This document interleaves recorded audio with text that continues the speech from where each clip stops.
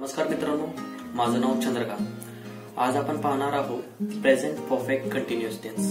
मराठीमध्ये आपण त्याला पूर्ण चालू वर्तमान काळ असे आपण संबोधतो. म्हणजे एखादी घटना पास्ट मध्ये सुरू झाली आणि ती अजूनही सुरूच आहे, तर त्याच्यासाठी आपण प्रेझेंट परफेक्ट कंटिन्युअस टेन्स वापरतो. आपण कंटिन्युअस टेन्स आपण पाहायलाच आहोत की एखादी गोष्ट आपण सध्या करतच आहोत.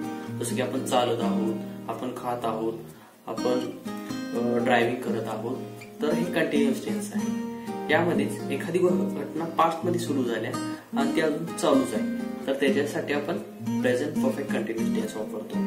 तर याचं सूत्र आहे सब्जेक्ट प्लस हॅव बीन किंवा हॅज बीन प्लस क्रियापदाचं चौथं रूप प्लस ऑब्जेक्टिव्ह. आणि आपण ज्या वेळेला आपण वाक्य बनवतो त्याच्यासाठी आपण फॉर आणि सिन्सचा उपयोग करतो. ह्या वाक्यामध्ये जास्तीत जास्त फॉर आणि सिन्सचा उपयोग होतो ज्या वेळेला आपल्याला प्रेझेंट परफेक्ट कंटिन्युअस टेन्स वापरायचा असतो तेव्हा.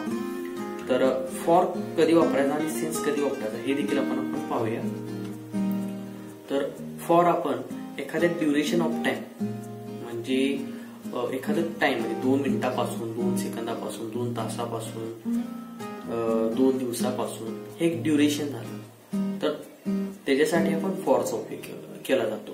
त्याच पद्धतीनं सिन्स म्हणजे एक निश्चित पॉइंट ऑफ टाइम म्हणजे त्यावेळेला एखादी घटना सुरू झाली म्हणजे एक निश्चित वेळेच्या वेळेला आपण सिन्सचा उपयोग करतो. जसं की 1999 पासून हे घड्याळाचं दुकान आहे, तर अशा पद्धतीनं आपण सिन्सचा उपयोग करतो. म्हणजे सिन्स येस्टरडे देखील आपण म्हणू शकतो, कालपासून. सिन्स मॉर्निंग म्हणजे सकाळपासून. सिन्स आफ्टरनून एक निश्चित वेळ आहे, तर त्याच्यासाठी आपण म्हणतो सिन्स 2 o'clock, सिन्स 3 o'clock. तर एक वेळ आपण निश्चित सांगितलं तर त्याच्यासाठी आपण सिन्सचा उपयोग करतो. तर फॉर अँड सिन्स तुम्हाला समजलं असेल. तर आता पूर्ण वाक्य आपण बोलूया. तर I have been waiting for 2 hours. मी 2 तासापासून वाट पाहत आहे.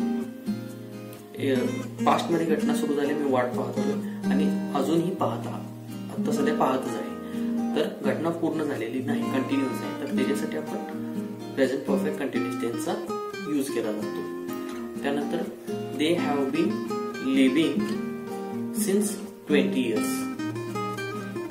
दे have been living at Kolhapur since 20 years. 20 वर्षापासून ते कोल्हापूर येथे राहत आहे. Then we have been playing cricket for 2 hours. म्हणजे 2 तासापासून आम्ही क्रिकेट खेळत आहोत. They have been making cake since morning. ते सकाळपासून केक बनवत आहेत. तर अशा पद्धतीने तुम्ही पॉझिटिव्ह सेंटेन्स बनवताना अशा पद्धतीने तुम्ही वाक्यरचना करू शकता.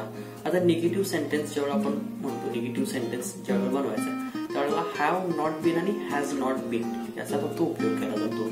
I have not been waiting for 2 hours. मी 2 तासापासून वाट पाहत नाही. किंवा they have not been living since 20 years. ते 20 वर्षापासून राहत आलेले नाही, त्यासाठी आपण उपयोग केला जातो. तर अशा पद्धतीने तुम्ही वाक्य बनवू शकता. तर आणखी काही डाऊट असतील तुम्ही कमेंटमध्ये विचारा. थँक्यू.